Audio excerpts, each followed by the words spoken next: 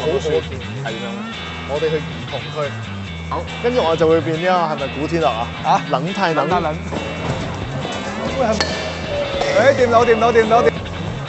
哇！咁咪真係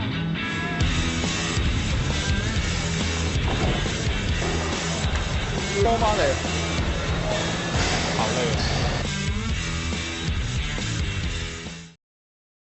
我始終覺得喺好冇希望嘅環境底下，你都唔能夠抌低希望呢兩個字。2019年，香港人經歷嘅係抗爭；2020年，香港人面對疫情、國安法，之後好多香港人開始移民，流散各地，搬屋、搬錢、搬人。香港人開始喺唔同嘅地方生活，而香港都可能再唔係我哋以前嘅香港。不過香港人從來都係生存遊戲嘅專家。睇下最後邊個冧先啦！阿媽話屋企人喺邊，邊度就係屋企。咁我會想講，唔使分咩海外同埋在地，只要係講香港人嘅聲音，嗰個就係香港人嘅網台。我係 Kelvin，你收睇緊嘅係 CC 新聞。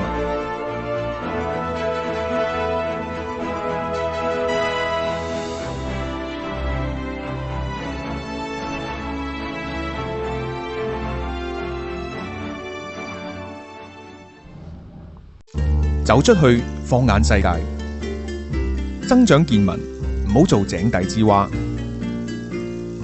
你想原地踏步，定係屢創新高？逢星期二兩台聯播，笑談中國經濟，有我 Kelvin 同埋堅尼地正經馮志正。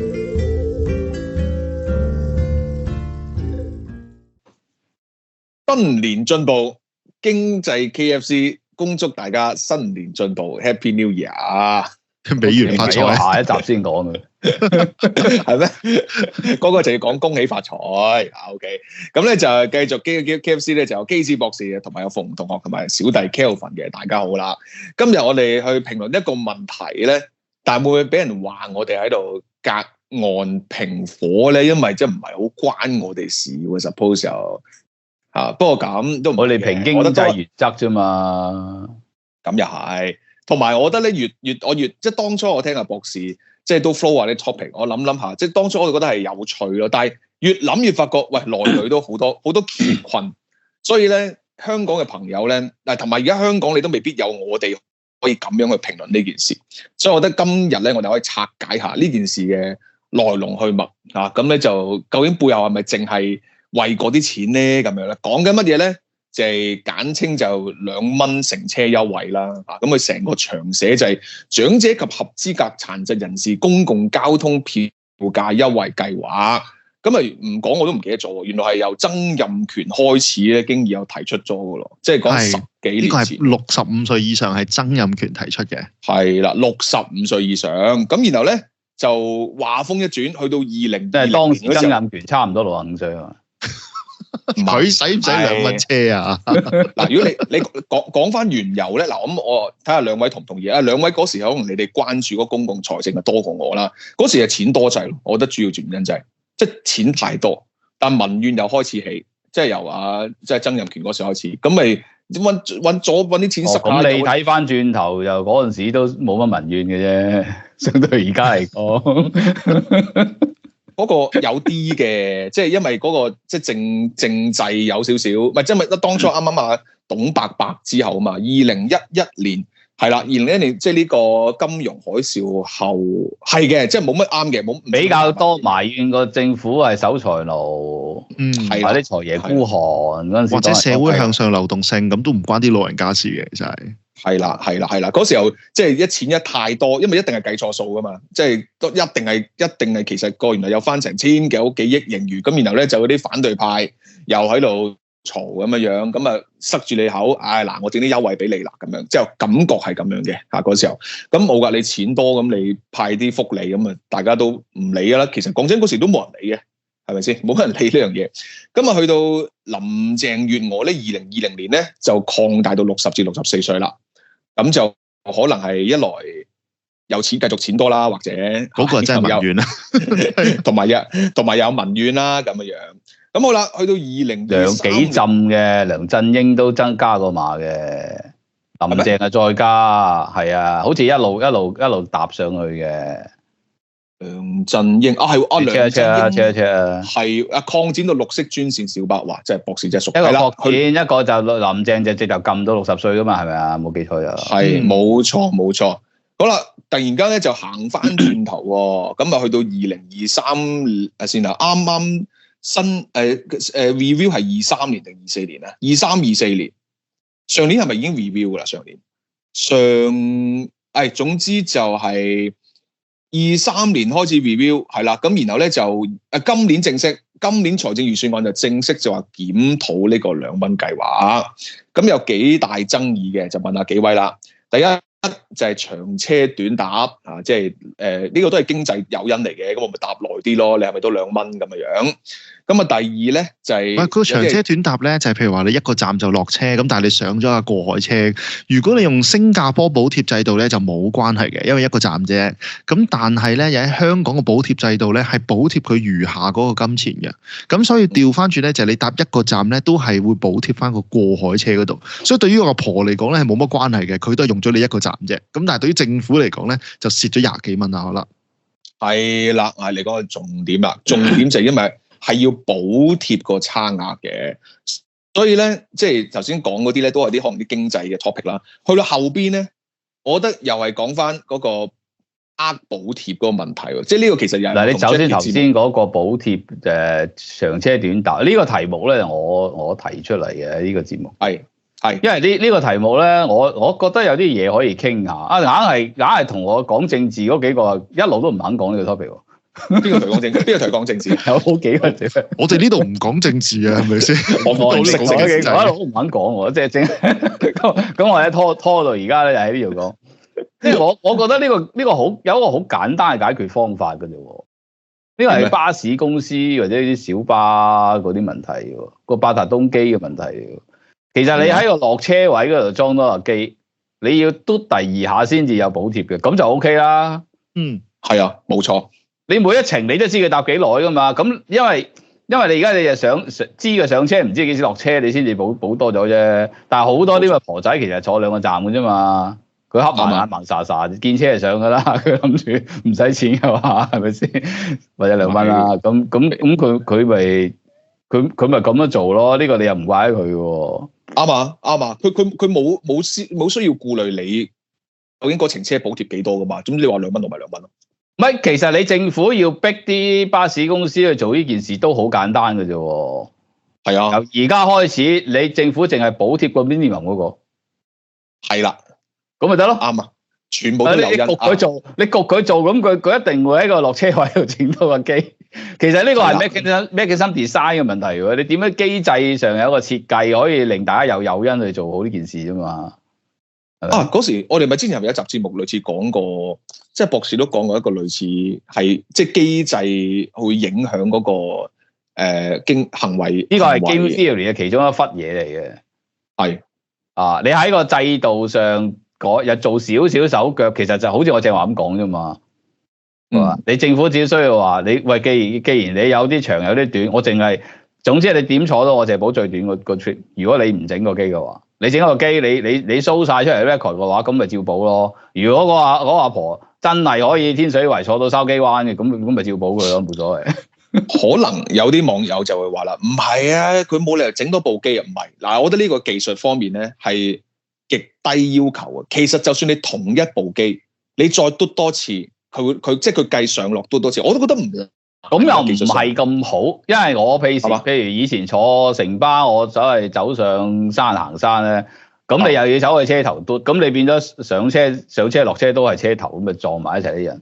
但係我覺得你巴士公司整嚿咁嘢都租翻嚟嘅啫，有限數啊，我覺得。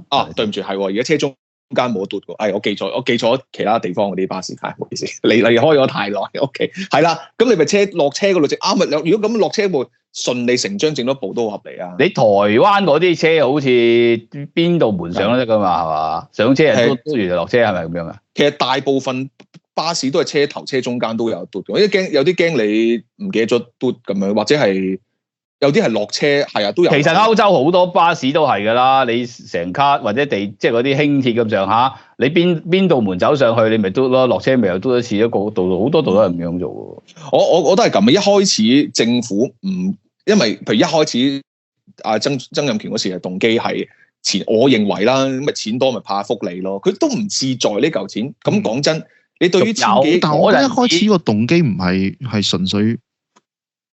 唔係嗰陣時敬老佢話，但係嗰陣時啲老人家唔係咁多，人口比例少，嗰陣時搭車都唔係貴，嗰陣時啲能源啊各樣啲成本冇咁高嘅。而家你就即係一嗰個幾廿蚊車啦，即係坐得遠嘅話，以前唔係咁嘅。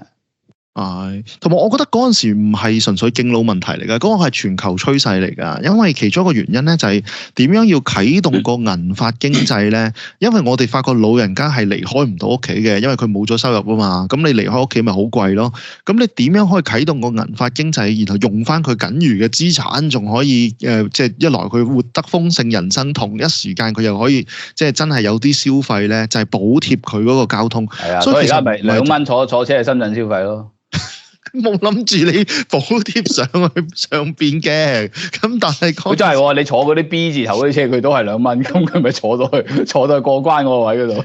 係，佢仲要係上到深圳，然後大陸就係65歲以上唔使錢啊嘛，所以係即直頭唔零消費。其實英國都係唔使錢嘅，英國而家60歲以上定65歲以上唔使錢噶嘛。台灣我唔知喎，台灣老人家搭車使唔使錢㗎？好似都65歲以上。係啊，台灣身份證係啊，就唔使咁咯。因為其實而家當年係一個全球趨勢嚟㗎，因為嗰個好似係會覺得老人家只要全球搭車唔使錢嘅話咧，佢哋個生活環境會好咗，同一時間開心咗，更加之咧，你解決咗老人自殺問題之外咧，亦都嘗試舒緩緊嗰啲咩經濟啊、消費嗰啲。所以曾蔭權做出嚟嗰陣係叫做德政㗎，唔係純粹慳錢。或者你有需要嘅，佢就算唔自殺，佢動不動話佢行唔喐，佢又 call 白車、call 警車、call 復康巴士，咁你都係社會成本嚟㗎嘛。喂，但係嗱，咁講翻香港，如果你講喺宏觀嘅呢啲咁嘅，即係叫銀髮經濟、長者優惠，其實呢個都可以傾喎。係咪真係社會科學研究過係幫到個社會先？因為你好多 argument 㗎，譬如話，咁點解一定要65歲以上咧？其實65歲以上係咪最需要嗰班咧？有啲地區可能65歲以上係焗自己退休啊嘛，65之後就冇收入啊嘛，一般嚟講。其實就唔係話老定唔老，係你冇一份工。OK。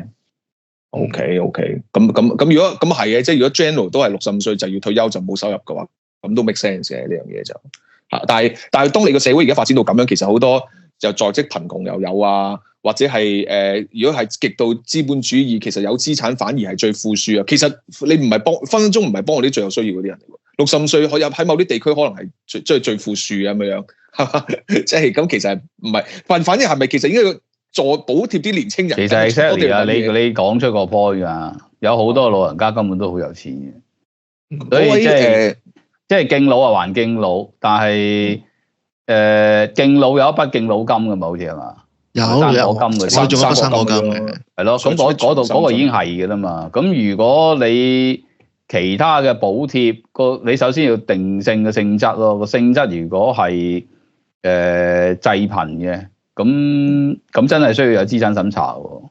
即係你好似一般我哋以前嗰啲綜援咁樣，咁你睇個資產、睇個財富、睇個入息，審查過之後，可能出張卡俾佢，咁佢有某個折頭，咁呢個合理啲咯。係啊，同意啊，同意。嗰陣時有政府嘅諗法，呢個我又可以幫佢 defend。雖然呢個政策同我無關嘅，但係佢咧就話咧，因為點解65歲全部俾會方便啲咧？就係因為香港政府嗰個審查費用好貴啊！你知我哋香港政府噶啦，即係幫你做嗰個 vetting 嘅錢仲貴過即係亂派嗰個錢。咁你睇稅單咪得咯？都係65歲你以上你都要報稅㗎。其實你一人瓜嘅話，理論上都要報嘅喎。如果你有資產嘅話，即係你一人呃政府啦，咁就犯法㗎啦。咁你犯法嘅話，你可以揾辦法拉佢啊。但係如果佢唔呃你嘅，咁佢有資產，佢冇得走嘅，照計。按道理，如果稅咧，你就講話有資產咧，可能就睇唔到。咁但係你話按收入計咧，就應該咧，佢個講法咧就好得意嘅。佢65歲以上咧，應該大部分人已經退咗休啦。咁所以真正嗰個關鍵落到邊個？都唔係喎，都好似你睇翻呢個咩嘢啊 GHS 啊統計處嗰個綜合住戶調查咧，65以上嗰啲啲中位啊，平均入息都有萬零蚊嘅喎。嗱，呢一個我就特登喺節目之前啊，我又 send 咗啲數據出嚟啦。咁啊，其中有一個咧係講緊65歲以上嘅勞動比率咧，其實就高嘅，但係又唔算好高，咁都係即係爭嗰少少嘅啫。啊，我冇記錯，好似睇翻咧，就65歲以上係少好多嘅，但係60歲至到64歲咧，其實就好多人翻工嘅，即係而家嗰個問題就係擺呢個位度嘅啫。咁所以其實呢一個位係出事喺邊度咧？其實呢一個咧就阿林妙恩，即係另外一個記者啦。咁啊，之前寫咗個 post 出嚟，佢講佢之前跟呢單案咧，佢就話喺2020年1月嘅時候，林鄭月娥咧就特登將個門檻褪到60歲。咁啊，嗰陣時咧就已經有好多人反對㗎啦。咁啊，甚至乎咧大家都話咧呢個門檻咧係會咩難以 U-turn 啊，而且咧就係同呢一個長者綜援門檻褪到65歲自相矛盾。我要補充一下，因為嗰陣時佢啱啱差唔多60歲。有咩係唔係㗎？你 check 下，你 check 下。所以如果拜登出呢個政策就90歲先有，係咪㗎？好似都係咁，但係唔係真係話60歲？喂，佢真係講到其實嗱，林妙恩做翻個調查出嚟咧，佢話其中一個原因咧就係見到咧就係話原來係因為第一因為2020嗰陣時就啱啱19之後諗住即係做翻多少少優惠出嚟。二來咧就係話嗰陣時好似庫房仲有錢，所以就俾2蚊出嚟都 OK。第三個理據咧，其實就話想補貼啲人翻工，就係話有部分60至64歲嘅人仲係翻緊工，會唔會補貼佢工資？咁就會係一個好嘅方法。有工翻搭車嗰度又係幾多成本啊？撲到係翻啦，係嗱，我唔記得單卡啦都去啦，係咪？嗱，我唔記得有嗰個政策係咪同期定係前後咧？就係咪佢係咪3000蚊 cap 咗㗎？有一段時間咧，咪你用使得過某一個位咧，你八通可以有啲回撥翻咁樣㗎。我唔知一八通佢入盡係3000蚊嘅，唔係，所以佢嗰啲交通津貼咧，乘車津貼佢有一輪係有啲補貼嘅。係啦。係啊，中環有部機嘟㗎嘛，3000蚊，但係你可以分期㗎嘛。啊，我日用咗八通跌翻某個水位，有空間嘅時候，你咪再攞埋嗰啲補貼咯。嗰啲補貼我都攞過。係啦，總之有一期咧，總之唔知你點樣，你搭得多嘅話咧，佢會俾翻啲你。嗱，呢個我覺得係重要，因為譬如有段時間，喂，我住屯門，我翻黃竹坑，我係可以3-4千蚊車費，好唔誇張喎呢件事。即係所以其實你嗱，我覺得呢個政策。你如果諗到想刺激經濟啊，補貼翻工咧，你係咪有冇啲粗錢嘅 research 做過先？我覺得連粗錢都冇。你話要刺激經濟，幫到人多啲去，譬如去融入社會性嘅話，嗱，我覺得因為你阿 Jackie 就話你要審查好貴嘛，咁不如 universal 啦，譬如全部都8折，全部7折，其實可能仲好。你有啲啱啱出嚟做嘢啲，可能即係而家嘅即係呢10年嘅香港啊，你以前又唔同啫。呢10年嘅香港。講喂，一翻工佢個收入佢支出咁高，可能年青嗰啲仲需要交通津貼多過啲年長嘅都唔出奇，係嘛？佢要翻工要應酬或者係佢需唔需要嗰個津貼就係一回事，呢個係你講緊嗰個社會嗰個收入同個成本嗰個比例嘅問題。但係如果你有人工翻嗰啲，其實你冇需要補貼佢嘅，佢係咪都會翻㗎啦？有咩作用啫？你要刺激經濟，即係翻工嘅話，佢唔會因為個交通費貴唔翻嘅。你反而你想嚟刺激經濟，刺激人禮拜6日出街嘅話，你禮拜6日嗰陣時補貼，咁咪啱喎，係咪先？係喎，都啱。即係老人家有 make sense 喎。你某程度刺激佢，你話驚有得運你屋企，咁你有啲嘢，即係刺激下佢出下街坐遊下車河，起碼佢出得嚟，佢都會可能肚餓去食下嘢啊。見到一啲嘢會買下都會噶嘛，咁呢個係唔奇，呢個有啲矛盾。如果咁嘅話咧，哇，其實啱啊，其實應該要 treat 下呢個政策，即係啱啦。喂，明白，即係譬如而家咧，應該全部去啟德就免費，即係去啟德免費，你要谷翻呢個地方。冇嘢睇啊，大佬，你睇到做乜啫？唔係啊，咁你免費你都搭去冇㗎，你搭去咁你喐動下啊嘛。你搭去深圳灣免費係差唔多，真係啊！深圳所以深圳灣就應該冇補貼，深圳灣就貴啲，啟德就平啲。咁呢啲人咪去啟德咯，係嘛？或者咁啟德嗰程車係可以喺啟德嗰度用咧就扣翻，即係譬如食嘢啊、消費啊，可以折扣翻，係嘛？咁啊又得。當20蚊咁使咁樣。我啱啱睇到條數咧，其實我特登又係 send 咗幅圖出嚟咧，就係2023年嗰個統計處咧，佢話喂人工入邊幾多？喂，原來60歲以上嘅男性人工或者整體人工啦，都係15000蚊到，15歲至24歲又係15000蚊。如果講男人嘅話咧，60歲以上就17000蚊，然後呢一個男性15至24歲都15100蚊。所以用翻 Kelvin 嘅講法，要補貼真係補貼啲僆仔好似好啲喎，原來人工低啲嘅喎。嗱，我唔敢講啦，但我覺得嘅原因係因為譬如可能有啲年紀大啲，嗱一係就即係真係管理層啦，可能佢自己公司，咁佢自己公司中小企佢冇咩退休嘅限制啊，佢自己老細，又或者佢係揸的士啊，揸 Uber 咁樣，咁呢啲人工未必好低噶嘛，其實反而你而家啱而家出嚟讀大學，可能你做個文員係嘛，即係話平均人工有2皮幾啫，但你有啲可能即係可能係即係做個文員或者做個sales 咁樣，可能 basic 都係10000零嘅啫，唔出奇㗎。你有好多根本你頭先講15至24嗰啲係大學都未讀㗎嘛，佢嗰啲平嘅一定俾人撳價㗎啦。咁你如果你上咗年紀嗰啲，佢有啲可能60歲搭緊棚嘅喎，搭棚唔平嘅話，俾你聽，紮緊鐵嗰啲唔平嘅喎，即係你有得揸呢啲，洗碗都唔平啦。咁你15至24好少走去洗碗㗎嘛？係啱，所以其實即係呢個政策有冇嗰個所謂嘅刺激經濟效益幫補咧？我覺得真係冇嘅，即係純粹係，但係即係純粹一個福利嘅政策咯。咁你錢多派福利咧，就冇人嘈你嘅。係啦，咁但係佢估唔到咧，就去到2022年打後咧，嗰個開支啊，突然間一聲升咗上去。第一，福利就唔應該咁派啦，即係有派唔係有派，應該要審查派。頭先講咗啦。第二，派嗰個方法亦都唔好啦。你咁樣去個續程車去補貼，其實個扭曲性好高嘅。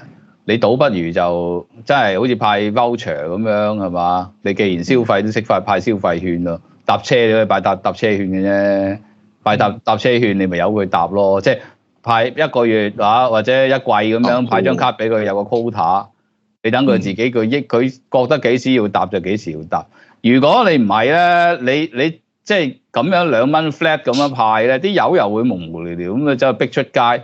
即係當然我諗啲婆仔都唔會戇居到繁忙時間即係逼地鐵嘅，但係都係製造咗一啲交通嘅負荷，因為你而家香港個道路啊、環境啊咁都唔係話咁暢通咁乜嘢啦，係咪？咁你成日有堆人喺條街度氹住唔知做乜嘢，即係捱住個巴士，即係我認為都係冇乜作用咯。喺呢個角度講，你不如就係你有個 amount 等佢，譬如話1個月內一個季度裏邊睇下佢自己想點樣用。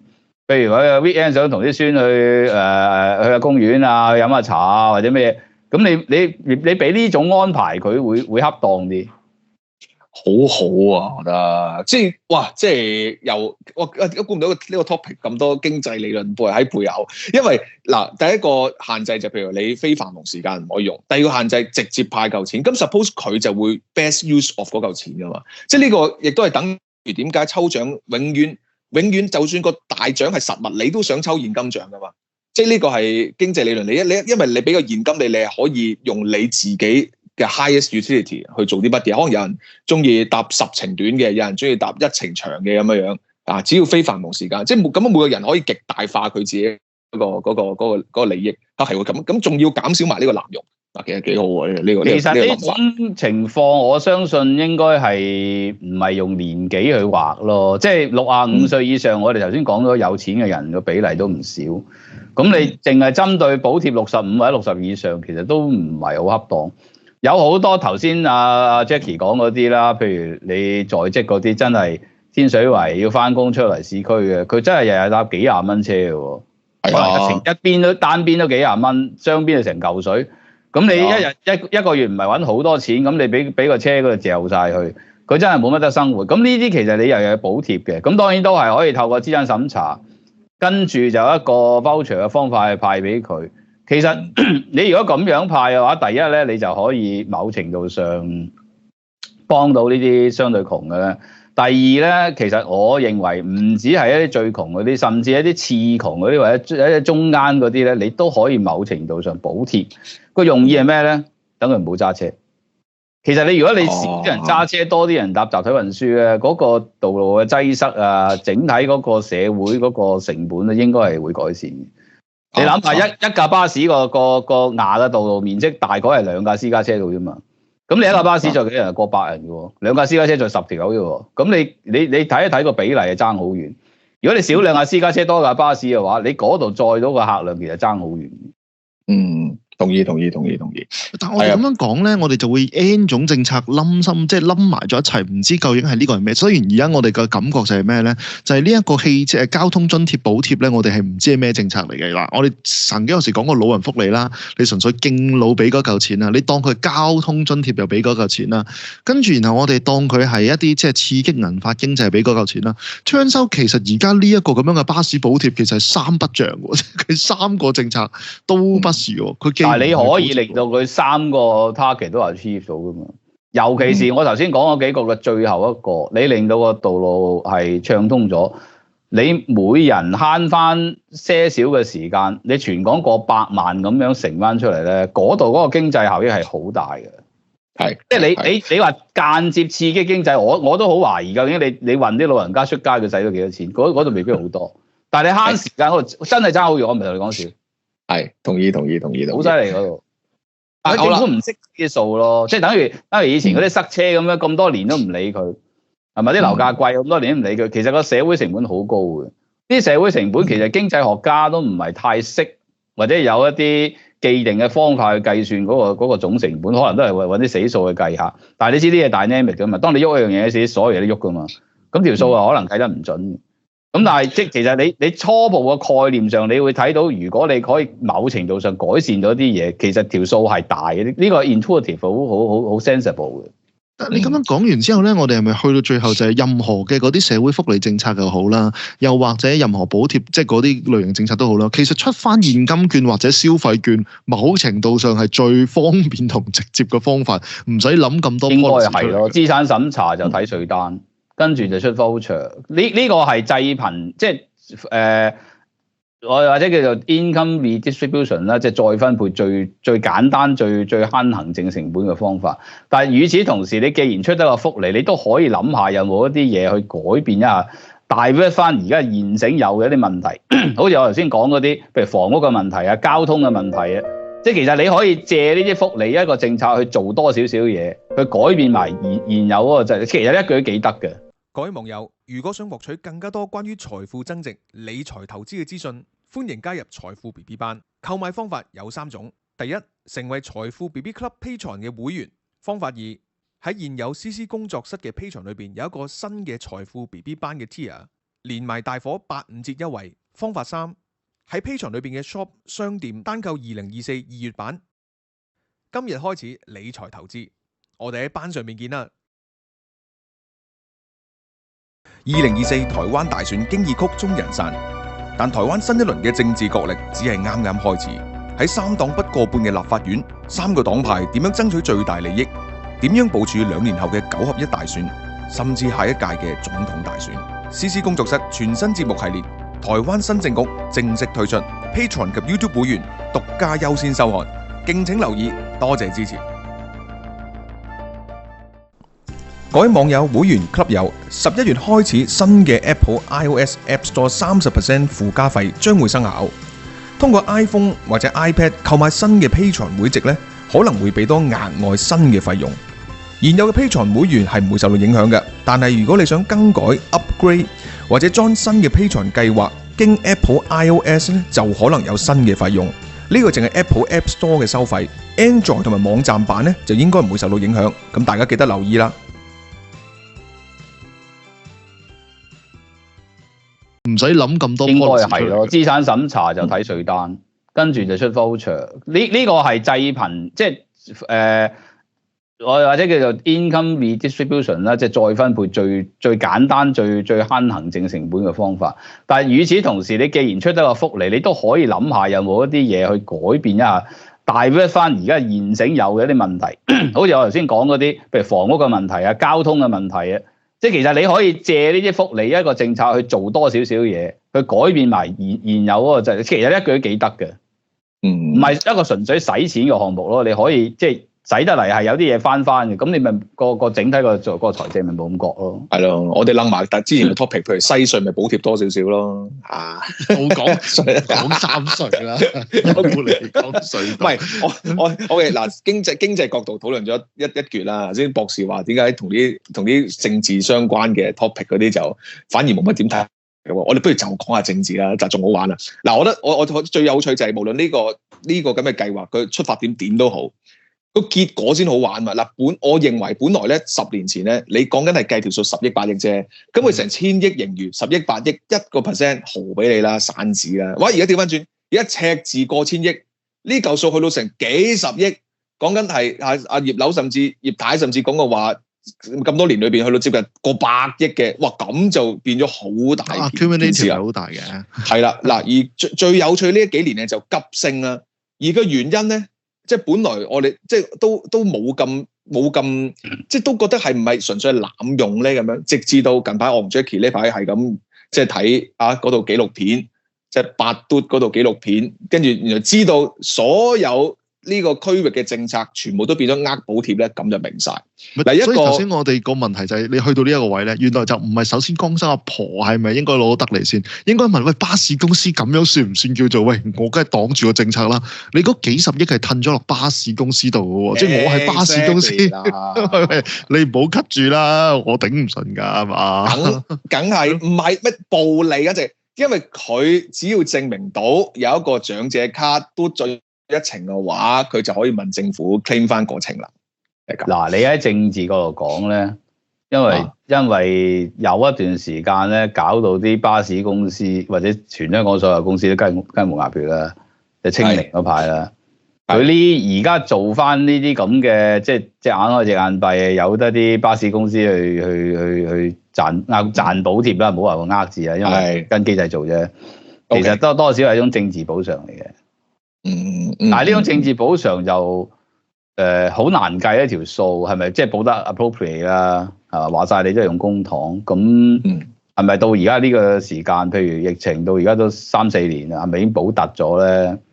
咁同埋咁樣補都唔係好合理據咯，我自己覺得。譬如你既然咁好簡單嘅機制，你上車落車你可以有個記錄嘅話，你就唔需要出錯。咁而出錯，即係補貼出錯長車短搭嗰啲咁嘅出錯條數好大下喎。出錯條數咁大嘅時候，你用咁樣嘅機制補貼翻，係咪合理恰當咧？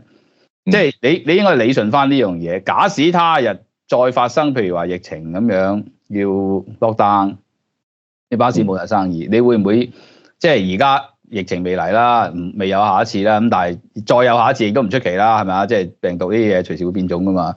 咁有冇一個 contingency plan，即係傾好咗一個計劃，到時如果點補貼，係咪又係透過呢種方法，一種政治補償去補佢咧？咁我諗政府同唔止巴士公司嘅，同好多行業其實應該有一個比較清晰嘅 agreement 去 reach 出嚟，即係等於你而家政府補貼嗰啲零售，好似有啲嗰陣時有啲錢好似派出去都唔攞翻嘅嘛，好似即係係咪借貸啊？即係咪又係咁樣用公帑去派？咁就一種政治補償咧？即係以前你睇唔到、foresee唔到有咁嘅疫情，犯咗咁嘅錯，咁就算啦。咁但係其實而家知道啦嘛，已經見過呢啲事啦嘛。咁會唔會有啲新嘅諗法？即係假使第日再發生嘅時候，點樣補貼咧？如果譬如話正常冇事嘅時候，咁係咪即應該仲係用緊呢一種咁嘅方法去補貼咧？咁呢個值得傾咯。咁而家最大嗰個問題，你講到政治咧，其實就唔係話應該做乜嘢，而家都知道應該要做咩嘢，應該要收嘅，要停嘅。問題點停？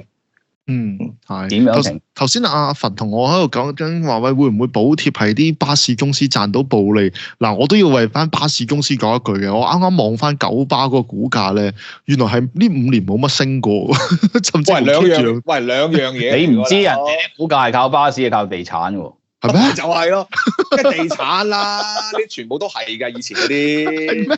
唔係巴士公司上市嘅咩？呢啲而家有一間鐵路公司賴死嗌命啦，話講資產，我又唔講啦，香港股票，但係都係同啲地產有關嘅喎，據我所知。大富翁啊，大富翁你咪要攞嗰4個站嘅，跟住以前嗰啲交通 utility 而家全部都係因為地皮嘅啫嘛，你估係個本業咩？哦，咁啊，至於係咪補貼呢啲公司我就唔知啦，就等翻你哋兩個講啦。咁但係一樣嘢，我覺得重要嘅喎，因為你如果長此下去，即係肥膏咁樣送俾嗰啲巴士公司、地鐵公司，你發現佢都係賺唔到錢，都 run 唔到。如果 end up 最終佢搞唔掂嘅話，佢掟翻俾你政府啃翻嘅話，到時你嗰個赤字啊債務仲犀利喎。你而家全世界講緊嘅點樣政府可以瘦身，就係將啲嘢市場化咗佢啊嘛，掟出去啊嘛。但掟出去，你 make sure 佢自己 run 得掂先得㗎。如果長此下去佢 run 唔掂嘅話，你都要睇住佢有咩辦法 run 得掂。如果 run 唔掂，俾翻你嘅，等於海洋公園一樣啫嘛。整一大堆熊貓喺度，結果佢執咗粒嘅時候，你估點啊嗱？啲熊貓你估都拱翻上大陸啊？咪成個海洋公園政府接管咗，即係用納稅人錢繼續用 run 佢啫嘛。係，但係而家問題就係呢個就係，但係而家問題就係出現個劣幣驅逐良幣嘅情況嘛，即係話，唔係咩叫劣幣驅逐良幣？就係喂，你又要賺我錢嗰陣，唔好理啦，係咪先？政府破產關我咩事啊？我賺咗我而家福利先咯，即係當個個都咁諗嘅時，咁咪而家咪就睇住佢死咯。個情況就係咁。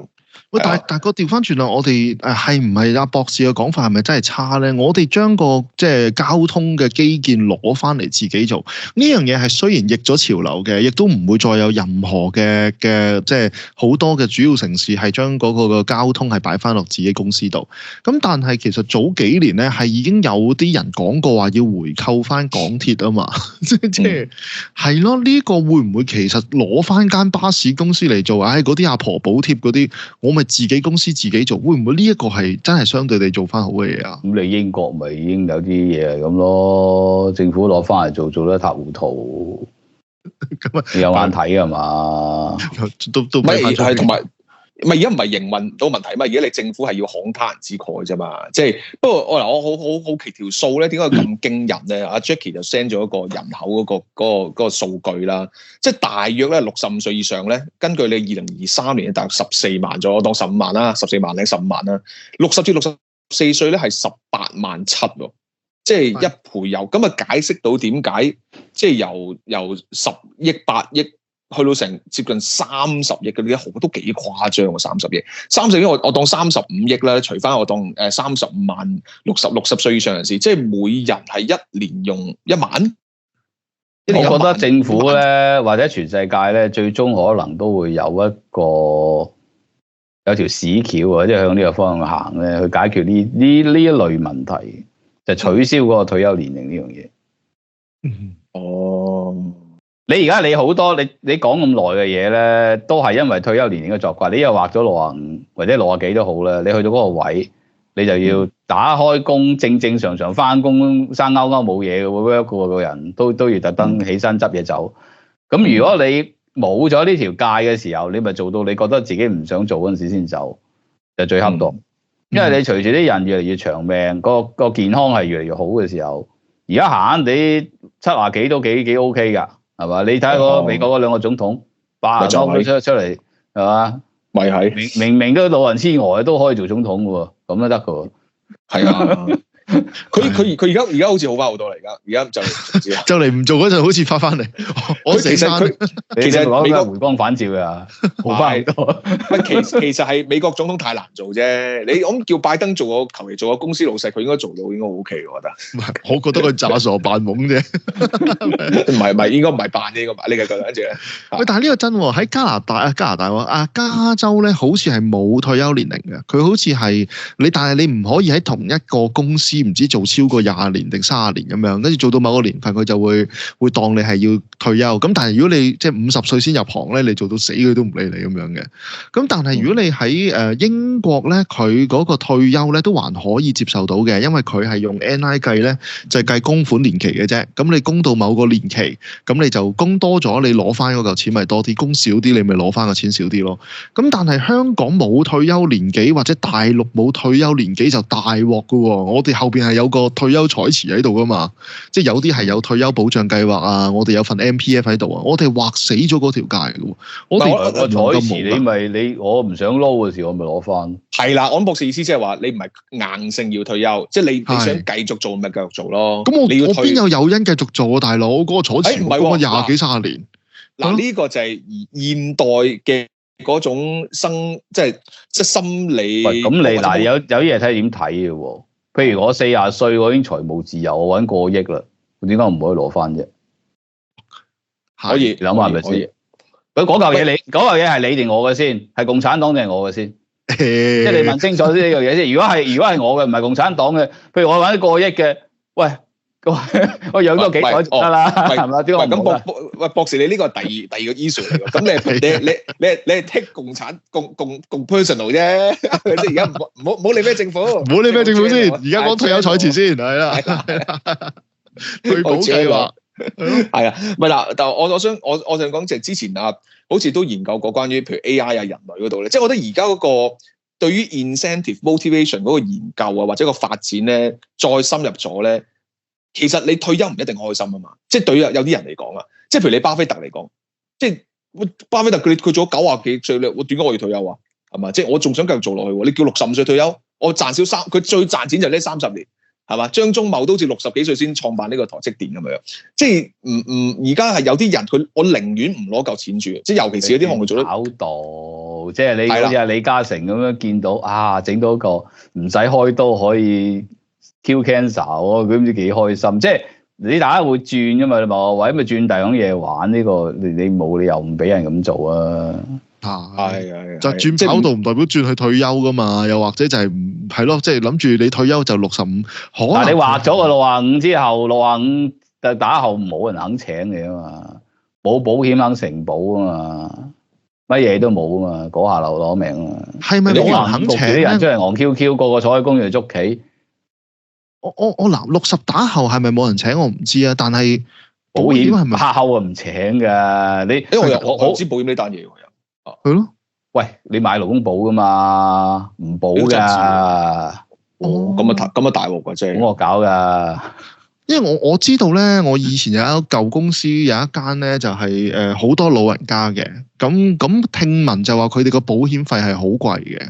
咁但係呢個我係唔知點解。咁你而家阿博士你咁講，我開始。咁你大佬你做70隨時企唔穩㗎嘛，梗係貴啦。唔怪之巴菲特要自己買間保險公司，我保住我自己，即係咁樣。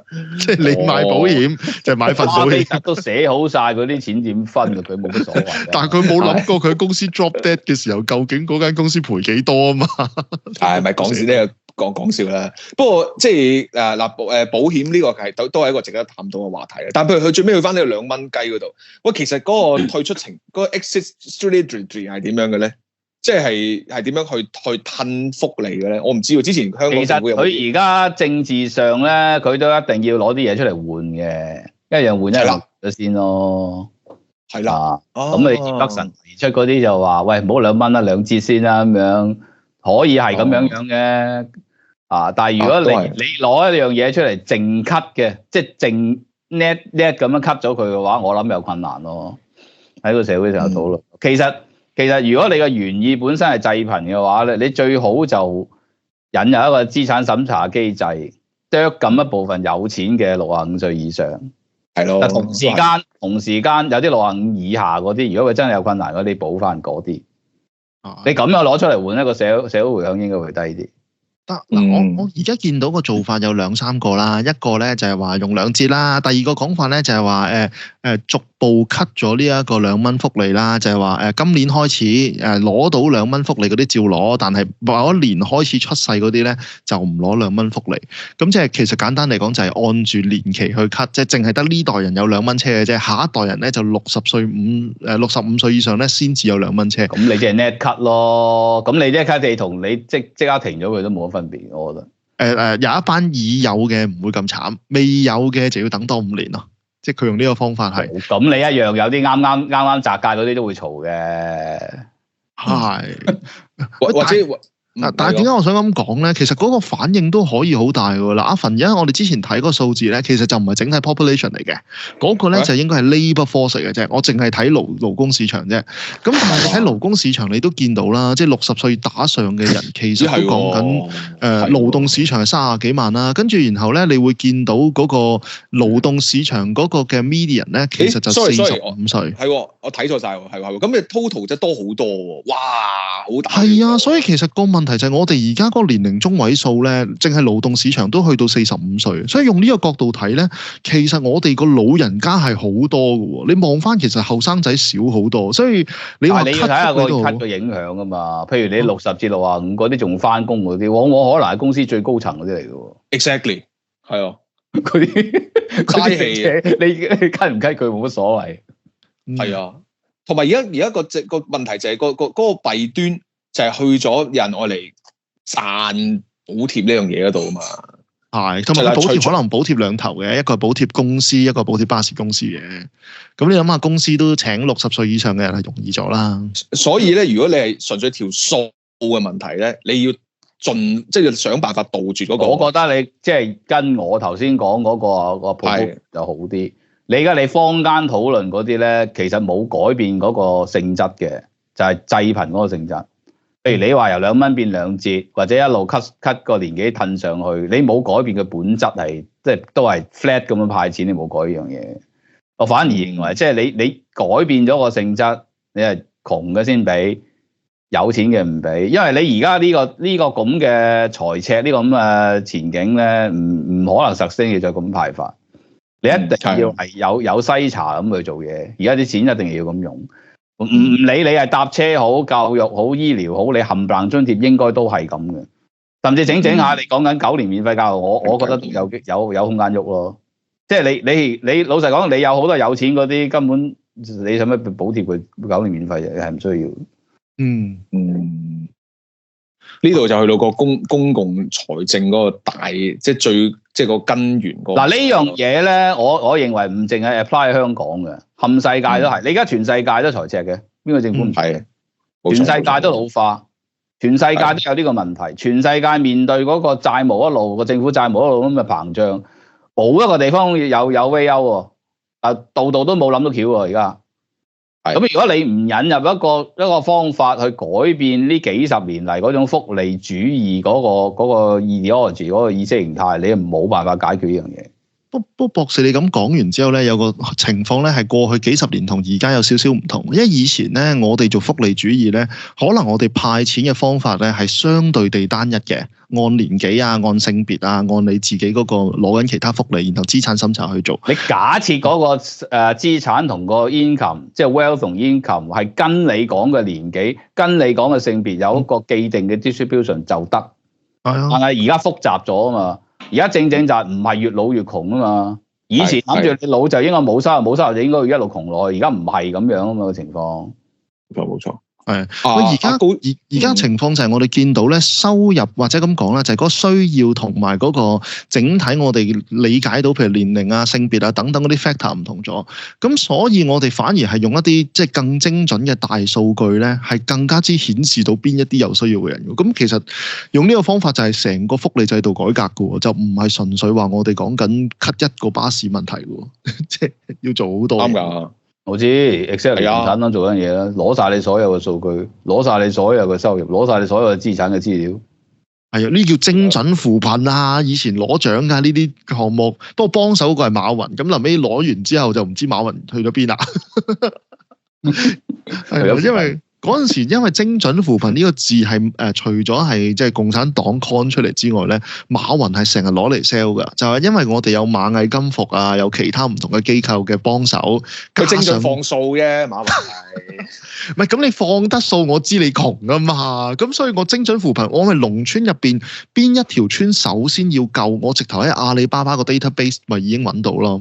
咁但係呢一招咧，其實最後就發覺咗都麻煩啊嘛，即係你動搖皇權啊嘛，大佬，俾你知道晒，俾你知道拿住借貸啲數據，知道邊啲人有幾多錢使，係嘛？咁仲得了嘅？何況喺祖國嘅偉大領導之下，都冇貧。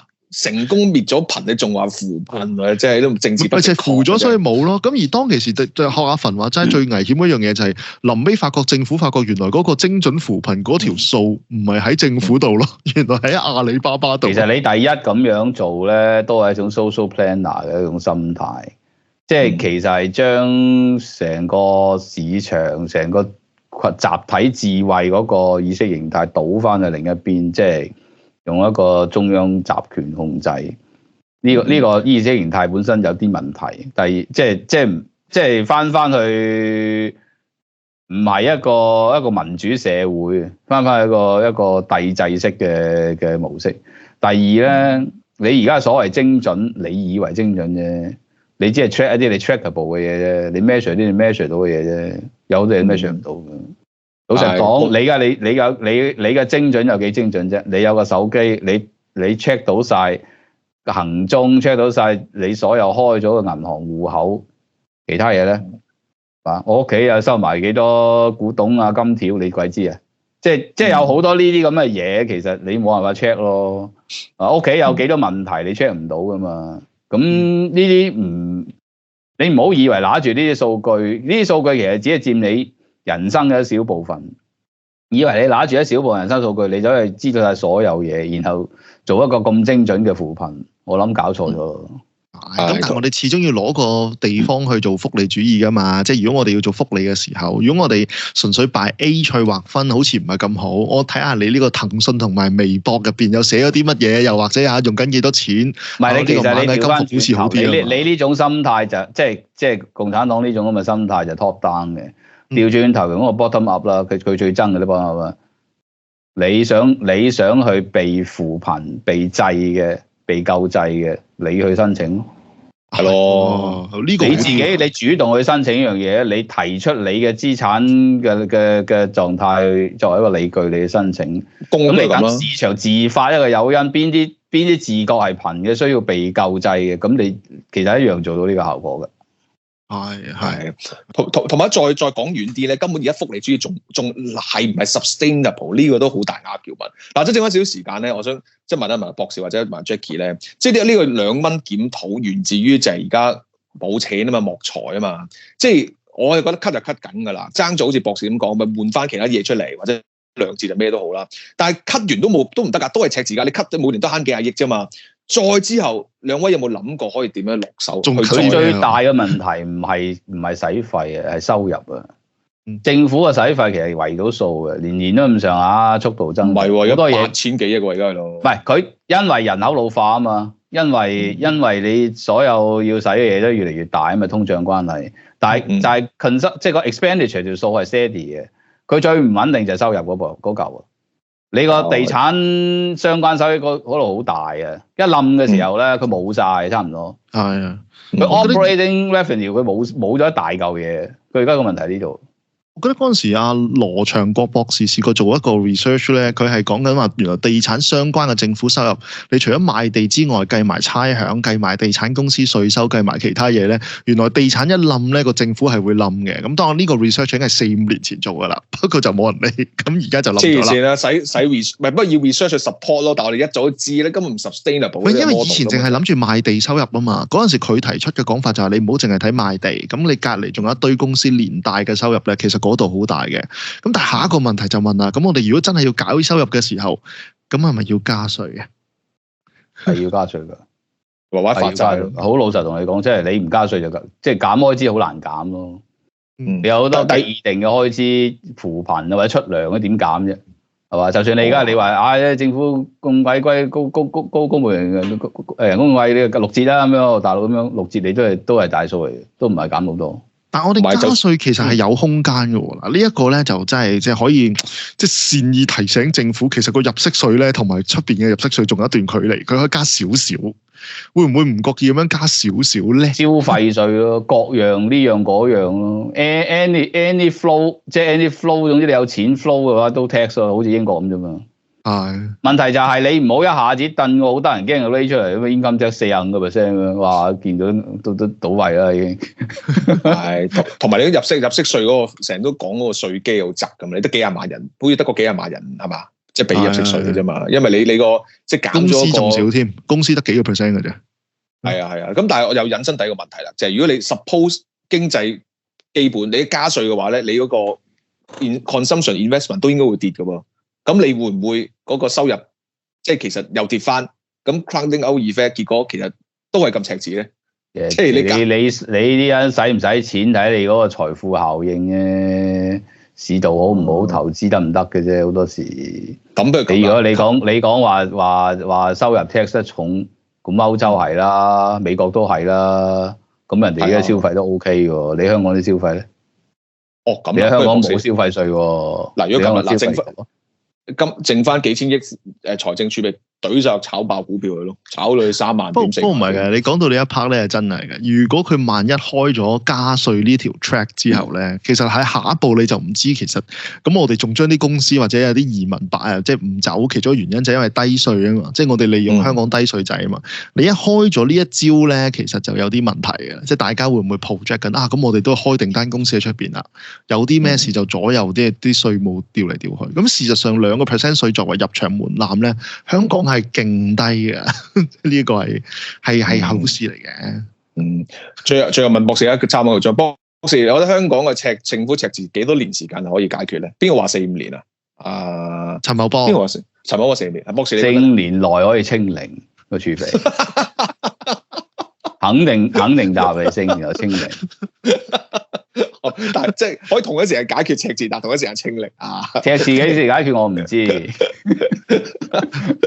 OK，咁啊，祝各位就係叫咩啊？叫做零有啲咩成語係好意頭嘅咧？領先係不同，領先係不同。OK，咁啊，祝大家有個愉快假期。咁我哋下個禮拜再見。假期咩時間 ？OK， 好啦，拜拜，拜拜。喂，今日節目咁快又睇完，聽日先有最新一集，點等啊？世界末日㗎啦！即刻加入我哋CC工作室嘅 Patreon 會員，星期1至5每日多一條片睇，甚至更多。最低消費每月美金5蚊，3個級別，細火5蚊，中火10蚊，大火20蚊。究竟有咩分別？登入我哋嘅 Patreon 網站就會解釋俾你聽噶啦。即刻加入，收看我哋嘅 Patreon 特別內容。節目見啦，拜拜。我對蕭生竟然係滔滔江水，面面不絕，冇唔夠錢嘅，因為黐線嘅，你 record 點會夠錢嘅你哋？哇！呢啲就係個關係，就係個馬夫同埋小姐啦，阿沈大師。喂，你冇學你開名？係肯定開名嗰啲審慎型大師，把握我哋題目嘅自由。家破人亡嘅開始啊！我哋做經濟嘅節目咧，第一個對抗嘅其實未去到 political 添，即係我們沒有了什麼剩下嘅，我哋只係剩得錢嘅。家和萬事興。就以為台南係最難，厭倦咗倫敦就即係你厭倦咗人生，真係就好撚到，哇屌到層咁嘛，直屌啊，即係你唔會，一定係屌 ，Goosebump， 積極風，你婚姻係咪出現問題？Dyson 簡直拯救婚姻啊！我就覺得係，係啊，所以走出去放眼世界，笑談中國經濟，星期1或者2同大家見面，大家識咗啦。